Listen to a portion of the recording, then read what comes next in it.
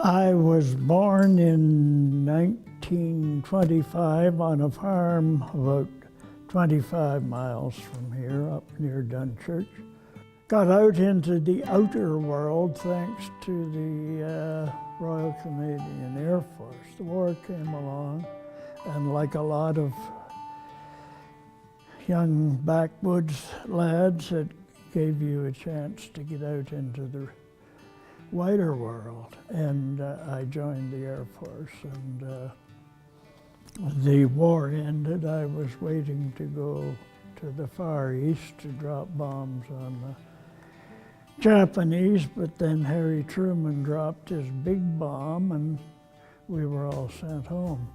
I rattled around like a lot of other people after the war, trying this and that, and joined the Department of Lands and Forests in 1949.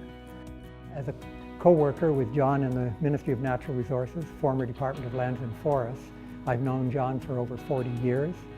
I first met John in the early 1970s when John brought a combination of practical experience, wisdom, and common sense to a team developing a new system of wildlife management units and moose management for the province, a system of wildlife management that stands to this day.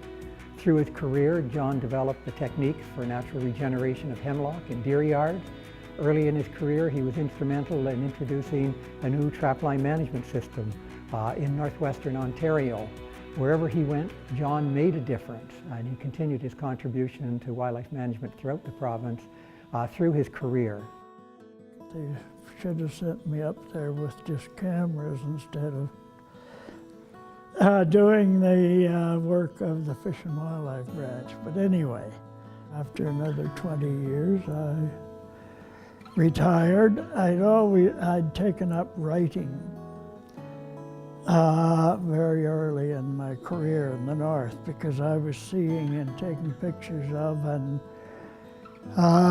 stuff that other people, and I got the notion of doing photo stories, and I was actually invited by a prestigious magazine to do something for them. I'd been writing for in-house publications, and the editor of The Beaver, now called Canada's History, had seen my scrawlings and asked me to write for them. Well, that was like being invited to go and see the Queen. So I did, and they bought anything I wrote, and I thought, gee, I'm a writer. First of all, I would say that John is a really interesting person with a unique set of skills that he's shared with our community. I got to know John when I was editor of the Parry Sound North Star for a long time, and John has written a weekly column.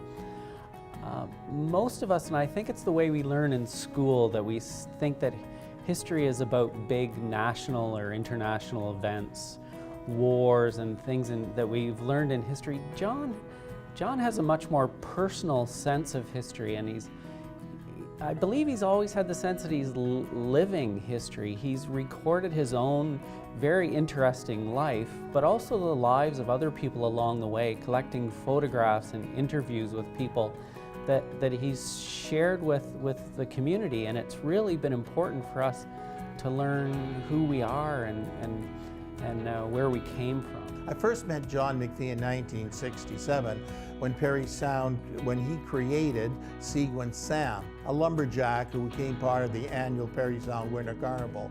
Sequence Sarah was later added to the creation.